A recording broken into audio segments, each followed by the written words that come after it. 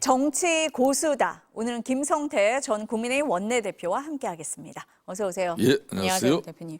설 연휴 지나고 저희 처음 만나거든요. 그렇습니다. 아마 설민심 많이 듣고 오셨을 것 같습니다. 지역구는 서울이시고 예. 또 경남 출신이셔서 서울 민심, 영남권 민심 두루두루 들으셨을 것 같은데 어떻습니까? 그렇습니다. 뭐 서울은 두말 할 게 없죠. 뭐 갈수록 첩첩산중이고 갈수록 태산이란 말이 뭐 딱 맞아 떨어지는 것 같아요. 이제 뭐 6.3 지방선거가 불과 100일도 채 남지 않았는데 이게 진용이 정비돼 가지고 으쌰으쌰 이제 우리도 한번 해보자.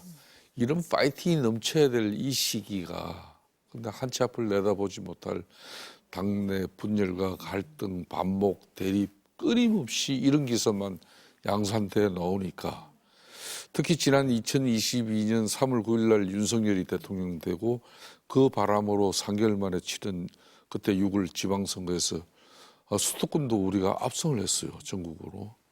그치만 수도권 기초단체장 특히 뭐 오세훈 서울시장 같은 경우도 뭐 오죽하면 본인이 어제 라디오 방송에서 토로도 했지 않습니까? 자기 쉽지 않다. 그래서 지금 이러는 거다. 그럴 정도로 뭐 그 자존심 센 양반도 지금의 위기 상황을 이야기를 하고 있죠. 이게 수도권의 대체적인 민심이에요. 그럼 영남권은 다르냐? 그건 아마 제가 여차 잘못하면은 이 대구 경북 정도는 갈라파고스의 섬으로 남고 지금 불경 자체가 지금 엄청난 지금 위기를 겪고 있는 그런 상황이죠. 즉 그 말은 이제 당이 보수 진영의 결집만 가지고 뭐 선거가 되는 게 아니고 중도로 예언을 확장해서 무당층까지 일정 부분 소구력을 확보해내는 그런 어떤 당의 이미지가 만들어져야 이 뛰는 선수들도 지금 현재 자기 개인기가 좀 들어갈 수가 있는 건데 지금 너무 참 걱정입니다. 지금 사실상. 민심을 들어보셨는데 답답하다라고 지금 대표님이 말씀을 하셨습니다. 연휴 끝나자마자 이제 윤석열 전 대통령에 대한 1심 선고가 있었습니다. 무기징역이었습니다. 그런데 장동혁 대표 메시지가 윤절연으로 간 게 아니라 거꾸로 갔거든요. 어떻게 들으셨어요? 그렇게 이제 무죄 추정의 원칙을 가지고 이제 뭐 1심 끝났으니까 앞으로 항소심 뭐 대법까지는 그래도 대통령을 배출한 뭐 이 보수 진영 이 정당으로서는 윤석열 전 대통령의 뭐 전륜 문제가 지금 현재 이슈화 돼서는 안 된다는 것이고 되려 그런 문제를 야기하는 그런 뭐 세력들이 갈라치기를 하는 그 부분이 더 큰 위기다. 이제 이게 대체적으로 대표의 인식인데 참 그렇죠. 그게 이제 뭐 아닌 말로 우리 당을 지지하는 강성지청 그 기반만 가지고 그 사람들에 의해서 뭐 서울시장, 부산시장, 뭐 강원도지사 결정되면은 누가 이런 걱정을 하겠습니까? 문제는 합리성과 객관성, 균형성을 중시하는 그 많은 국민들이 이 선거 과정을 지켜보고 어느 정당이 더 민주주의고 더 정책적 비전을 가지고 좋은 사람 공천했는지 이걸 보는 건데 그런 측면에서 지금 아직까지 당 내적으로 계속적인 뭐 이 한동훈 이후에도 그냥 배현진 뭐 이렇게 당내 분열 갈등 양상만 뭐 대립의 국면으로 이렇게 비춰지는 그 부분이 특히 약그런 선거를 치를 때 이 진용을 결집시키는 게 제일 중요한데 이 결집이 이루어지지 않고 하니까 이 배경이 뭐예요 지금 현재 입장은.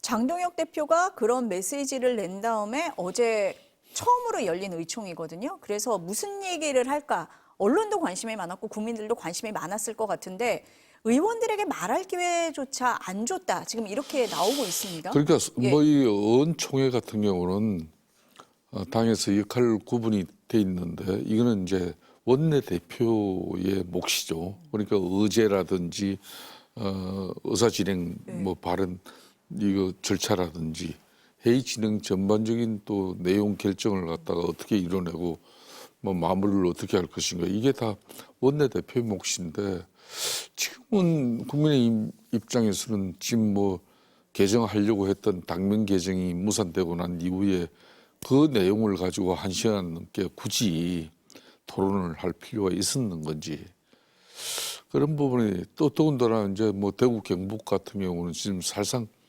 행정통합법이 힘들고 어렵다는 걸 다 아는 사정인데 그 두 가지 의제를 가지고 거의 2시간 넘게 그냥 그러니까 실질적으로 6.3 지방선거의 이 위기를 극복하기 위한 그런 설계론과 지혜를 모아나가는 그런 열띤 토론은 뭐 불과 한 40여 분밖에. 그러다 보니까 이제 언론들도 많은 실망을 하게 되는 거고 내용도 또 알맹이 없어지게 되는 거고 이거는 이틀막 하기 위한 어청 아니냐 이런 비난 비판을 또 받을 수밖에 없는 상황인데 왜 그랬는지 저는 잘 납득이 안 돼요. 아니 원내대표 해보셨잖아요. 그럼요. 예, 원내대표 하시면서 이제 의총도 많이 주재를 하셨을 텐데 도대체 그러면은 국민의힘 안에 이 내부 논의 구조가 제대로 작동을 하고 있는 거냐 이런 의문도 들거든요. 어떻습니까? 그러니까 이제 예. 대체적으로 이제 당의 투톱 그러니까 당대표 원내대표가 보통은 뭐 그런 원보이스의 입장을 잘 내기가 쉽지 않아요. 각자의 영역이 따로 있는데. 네. 그런데 지금 윤석열 전 대통령의 1심 선고 이후에 송은석 원내대표 입장에서는 쉽게 말하면은 그런 세력들과 일정 부분 완전한 선거기를 통해서 당이 자정 변화 쇄신을 통해 가지고 국민들에게 새롭게 태어나야 된다. 그 입장 발표를 했잖아요. 그렇죠. 자 그렇다면은 당 대표의 또 생각은 또 좀 결이 다른 부분이 있고 그러면 이 내용을 지금 이제 당내 의원들 간에 충분한 토론을 통해 가지고 이걸 당의 입장으로 일정 부분 그러니까 장동혁 대표가 의원들 다 설득 이해시키든지 안 그러면 송호성 원내대표 입장에서 의원들의 입장을 가지고 이 당의 어떤 기조를 갖다 정확하게 정리를 하든지 뭐가 이렇게 되는데 그 두 가지 다 뭐 정리정돈되는 상황이 아니었던 것 같아요. 활발하게 이런 의견을 내놓을 수 있는 그런 상황은 아니었던 걸로 보인다. 이런 그런 거죠. 말씀이시네요. 그러니까 예. 그러니까 이 위기의 본질을 갖다가 자신들이 이 내용을 모르고 하는 더군다나 설민심을 분명히 들었는데 지금 당장에 또 블랙팜 이걸 뭐 피해 나가는 걸 우선적으로 선택했다면은 본질적으로 과연 6.3 선거 전략을 제대로 가져갈 수 있는지 그런 우려죠. 당을 쇄신하겠다라는 방안의 하나로 당 이름을 바꾸려고 했었잖아요. 그런데 그것도 지방선거 이후로 미뤘습니다. 왜 그랬다고 보세요? 그거는 뭐 전통적인 지층, 네. 국민의 지층이 연로하신 분들도 많고 했는데 그동안 하도 당명을 많이 바꿔가지고 여기서 또 당명 바꿔가지고 나중에 6월 3일 날 투표로 가신 뭐 유권자 이 어르신들 특히 혼란스러워가지고 제대로 2번을 갖다 찍지 못하면은 그렇지 않아도 지금 뭐 위기 상황인데 더 이제 투표 선거 결과가 나빠질 수도 있다는 그런 거죠. 아니 근데 그걸 예상을 못했을까요? 처음에 쇄신 얘기 나왔을 때는 당 이름 바꾸자라고 했다가 실제로 진행을 해보니까 이런 문제가 있을 것 같다. 그러니까 이렇게 지금 본 선거 걸까요? 네. 3개월 앞두고 이제 뭐 100일도 안 남았지 않습니까? 네. 이걸 당명 개정하고 그 로고 다시 국민들한테 각인시키고 그 각인시키려면은 좋아요. 당이 정말 새롭게 거듭 태어난 그런 모습으로 한골 탈퇴해서 구성원들이 똘똘 뭉치는 그런 뭐 의기투합의 그림이 안 나오잖아요. 그러니까 이 당명 개정이 되려 더 큰 혼란으로 이어질 수도 있다. 그런 판단을 한 거죠. 강성 지지층이 투표를 하러 왔는데 국민의힘 어딨어? 오히려 그게 그렇게 선거에서 될 수도 불리하게 있죠. 작용할 그럴 수 수 있죠. 있다고 봤을 거다. 예, 예. 앞서서 오세훈 시장 얘기를 잠깐 하셨는데 대표님도 좀 잘 아시죠? 잘 알아요. 예. 제가 지난 일요일 날 오세훈 시장이 이제 홍대 입구에 있는 그 서울 청년문화센터 거기서 했는데 원래 이게 뭐 현직 서울시장의 프리미엄 기득권 뭐 그런 걸 가지고 지금 뭐 출판 기념회가 사실상 뭐 엄청난 그런 열기 이런 걸로 가지고 그 뭐 건물이 꽉 차야 되는데 제가 볼 때 좀 상당히 썰렁했어요.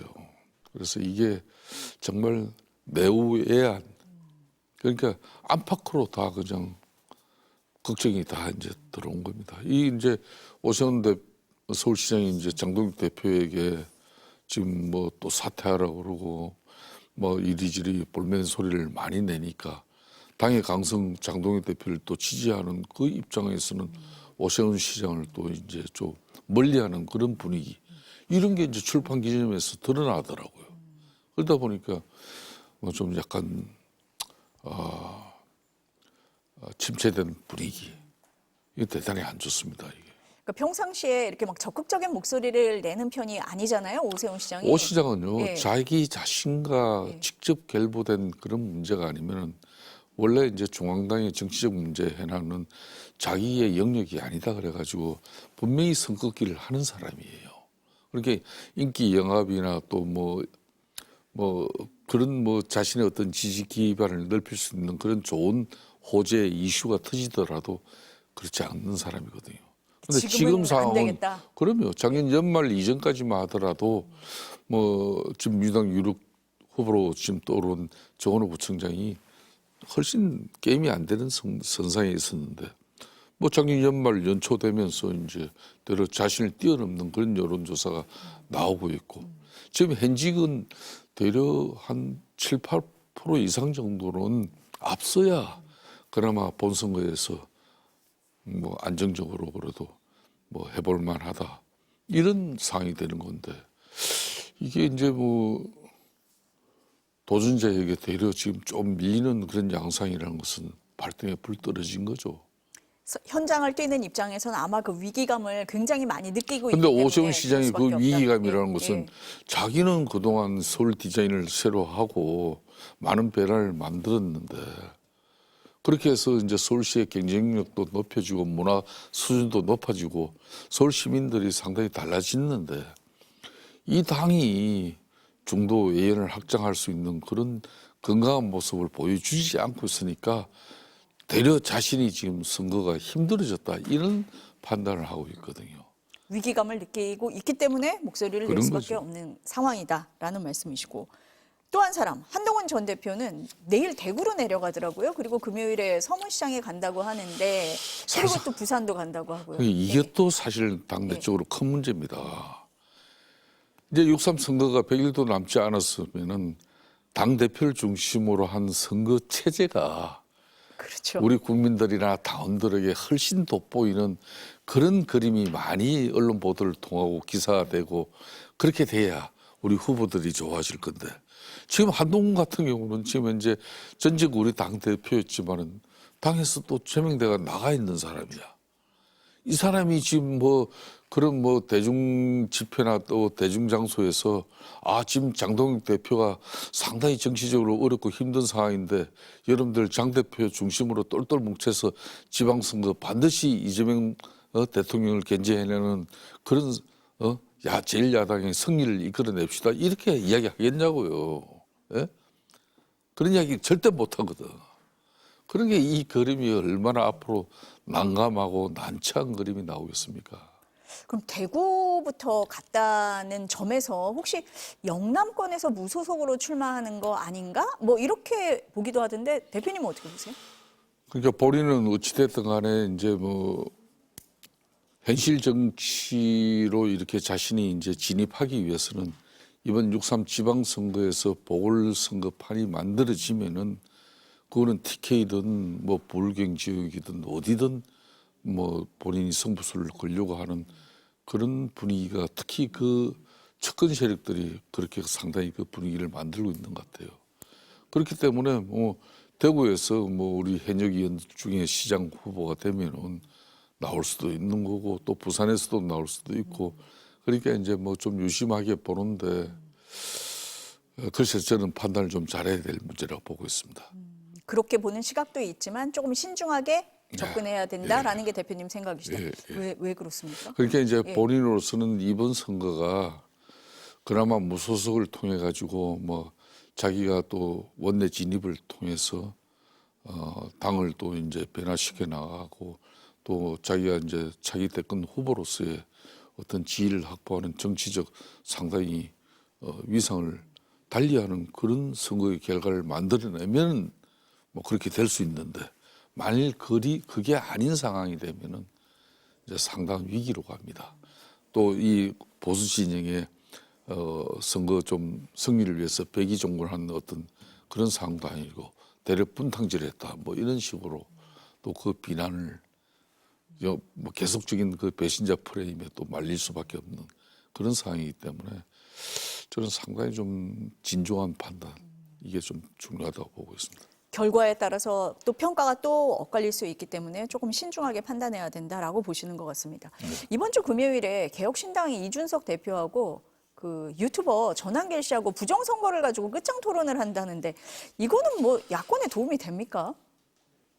그러니까 이제 인수개혁신당 대표가 상당히 국민의힘을 아프게 때리는 거죠. 그 전한길 씨 네. 그분이 뭘 뭐 주창하고 있습니까? 윤석열 전 대통령이 행한 12.3 비상계엄은 그건 잘못이 아니고 비상대권으로서 대통령의 통치권 행위다. 그렇기 때문에 이 내란이 아니고 재판부 앞으로 재판을 통해서 다시 복귀할 것이다. 그래서 윤의견이 아닙니까? 그 윤의견이 당신 생각 잘못된 거야. 또 부정선거 당신 주창론자들 다 옆에 다 같이 앉혀. 그리고 나랑 맞짱 뜨자. 그럼 당연히 이 합리적 보수의 어떤 가치와 근본을 자기가 가져가겠다는 거지. 자, 지금 보수 분열의 하나의 원인인 이 세력을 내가 이렇게 논리적으로 또 토론을 통해서 현실적으로 할 말 없게 만들었다. 그걸 인수개혁신당 대표는 득하자는 거죠.